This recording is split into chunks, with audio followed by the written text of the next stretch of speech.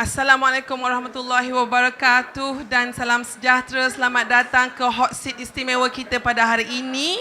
Awak tanya saya jawab bersama Yang Berhormat Datuk Seri Panglima Saleh Said Keruak, Menteri Komunikasi dan Multimedia Malaysia. Apa khabar Datuk? Datuk Seri ya? Baik, baik. Datuk, thank you so much for being with us today. Sebab kita, Kementerian Datuk Seri adalah sangat penting untuk menjawab persepsi-persepsi. Jadi kita mulakan dengan soalan pertama, Tok Seri. Dalam era fake news yang berleluasa ni, adalah sangat susah bagi publik untuk membezakan antara berita yang benar dengan berita yang palsu. Dengan with the coming election, pilihan raya yang akan datang ni, fenomena ini mungkin akan lebih diperbesar-besarkan. Jadi apakah nasihat ataupun cara kementerian untuk educate the public ini dalam membezakan antara fake news dengan real news? Terima kasih. Memang fake news ini tidak terpisah dengan dunia digital ya. Ia bukan hanya berlaku di Malaysia, tetapi berlaku juga di negara-negara lain, termasuk di negara-negara maju seperti Amerika dan juga UK.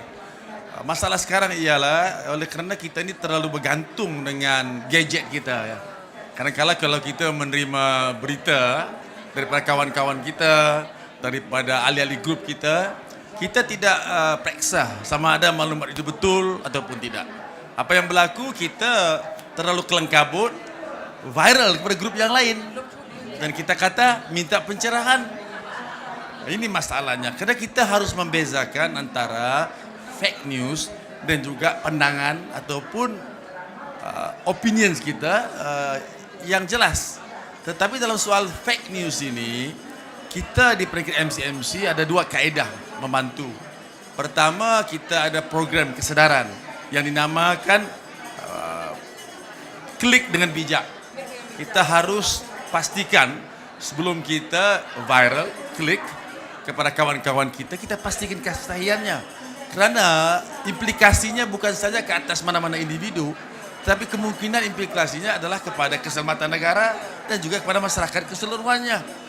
Jadi kita hati-hati. Jadi saya harap kita jangan terlalu percaya semua maklumat yang kita peroleh, kerana kita harus pastikan dulu apa motifnya. Kalau motifnya itu hanya bertujuan untuk menjatuhkan mana-mana pihak semata-mata, merosakkan hubungan antara kaum, antara agama, merosakkan keselamatan negara, kita janganlah viral. Dan kita di MCMC, kita mempunyai sebenar.com ya. Ini untuk menentukan sama ada maklumat itu betul ataupun tidak. Dia telah dilancar 8 bulan yang lalu, sehingga sekarang ada 900,000 pengunjung dan hitsnya 16 juta. Jadi kita boleh menggunakan platform ini untuk mengetahui sama ada berita itu palsu ataupun tidak. Okey, jadi ada sebenar.com.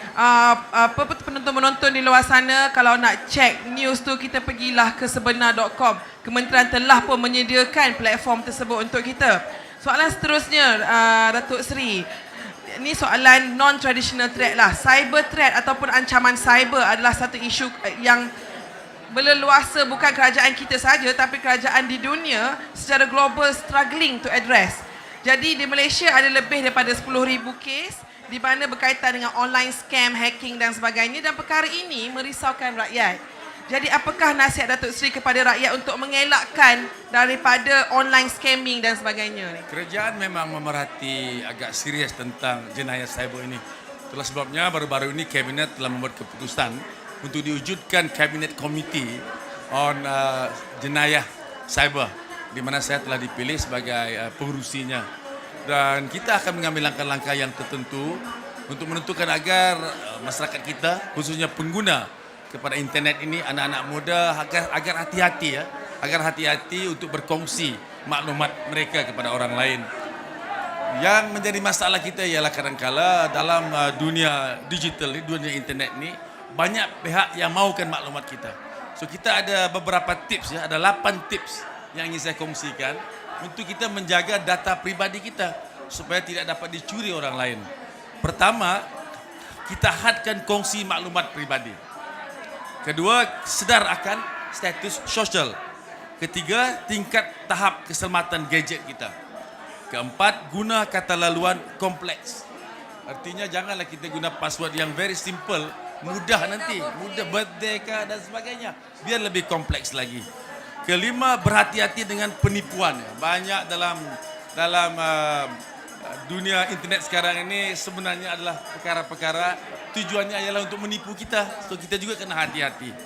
Kita juga berhati-hati menggunakan wifi awam, public wifi. Hati-hati, kerana kadang-kala kita risau wifi awam ini dapat dipenetrate oleh hackers. Kita juga jangan buka message orang tidak dikenali. Hati-hati. Kadang-kadang kita terima message kita tidak kenal, tetapi kadang-kadang kita mau tengok pula apa message tersebut. Hati-hati. Khususnya klik kepada YouTube ataupun kepada benda-benda yang lain, dan kita akan hati-hati berbuat demikian. Kelapan, kita akan aktifkan penentusahan dui faktor. Ini penting sekali supaya kita protect kita punya gadget. Begitu sekali YB Datuk Seri Menteri kita mengambil berat sampai bagi 8 tips supaya kita tak kena online hacking dan sebagainya. Jangan kongsi maklumat peribadi, jangan guna birthday sebagai password lah ya. Dan orang muda biasanya guna gadget dan sebagainya. Datuk Seri, ada soalan daripada orang muda sendiri berkaitan dengan cyberbully ni. Datuk Seri, saya mangsa cyberbully online. Berikutan dengan kejadian itu, saya mengalami kemurungan dan I have suicidal tendency. Jadi, cyberbully ataupun trolling ni being committed daily on social media. Jadi, macam mana ya Datuk Seri, nasihat Datuk Seri kepada orang muda etika menggunakan social media tu, Datuk Seri? Ini adalah satu fenomena yang berlaku pada ketika ini.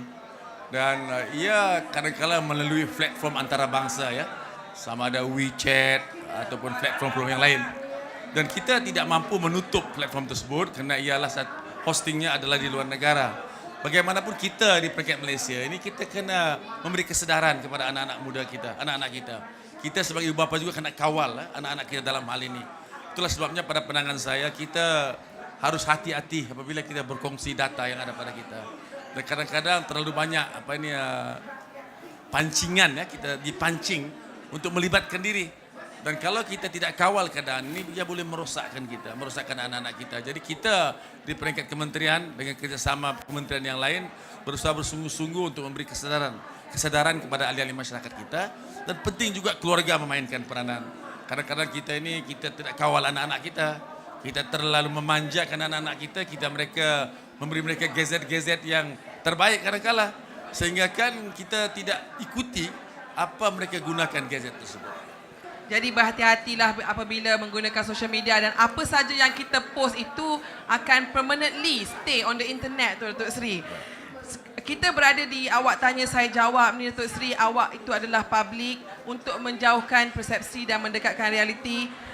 Kita juga akan menghadapi pilihan raya yang sangat genting, and it is called perang cyber.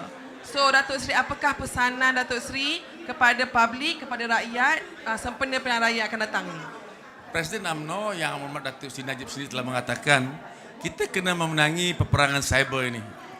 Kerana suka tidak suka, mana-mana pilihan raya umum pun di dunia ini, di mana dunia cyber ini memainkan peranan. Tetapi kita tidak harus mempertanggungjawabkan mana-mana individu dalam hal ini. Di mana kata Perdana Menteri, semua ahli UMNO, ahli Barisan Nasional adalah memainkan peran dalam peperangan cyber ini. Kita ada gadget masing-masing. Jadi tujuan kita ialah kita gunakan gadget ini untuk memerangi musuh-musuh kita. Kita terangkan perkara yang sebenarnya. Jangan pula kita nanti yang sebarkan maklumat yang dianggap fake news. Lepas itu kita minta pencerahan. Sedangkan kita tahu benda itu adalah benda daripada musuh kita. Jadi tanggungjawab kita bersama. Kita menjadi cyber trooper. Kalau saya ahli UMNO, saya adalah cyber trooper. Saya ada gadget, saya gunakan sepenuhnya. Sama ada melalui Facebook, Instagram, Twitter. Kita lawan habis-habisan. Yang penting kita kena kuasai keadaan. Alhamdulillah pada ketika ini saya tengok, sejak beberapa tahun ini, banyak peningkatan telah berlaku. Ahli-ahli UMNO sudah mulai aktif, tidak berdiam diri. Kalau kerajaan dibantai, mereka lawan. Kalau ada benda fitnah, mereka lawan. Dan mereka juga sanggup menerangkan keadaan yang sebenarnya. Contoh-contohnya, negara kita tidak ada masalah. Kita okey. Kalau kita banding dengan negara-negara lain, alhamdulillah di Malaysia ini. Tetapi mereka menggambarkan seolah-olah dunia ini sudah kiamat. Seolah-olah Malaysia ini sudah hancur. Sedangkan realitinya, alhamdulillah kita masih okey. Sudah tentu kita ada masalah yang perlu kita hadapi. Karena dunia ekonomi ini adalah dunia yang ada kaitan antara satu dengan lain. Apabila berlaku sesuatu di negara lain, kesannya juga kita dapat rasai. Tetapi kita kerajaan telah menentukan agar program-program ekonomi sekurang-kurangnya yang boleh meringankan beban masyarakat. Dan ini harus kita hargai. Kalau kita banding dengan negara-negara lain, dia tanggung jawab kita dalam cyber trooper ini, sebagai cyber trooper ini, kita kena lawan. Karena tujuan mereka itu adalah untuk memesong pemikiran ahli-ahli kita. Memesong pemikiran ahli-ahli masyarakat. Apakah kita berdiam diri, sekadar tunggu saja kita diserang? Itu salah. Kita kena serang, serang, serang.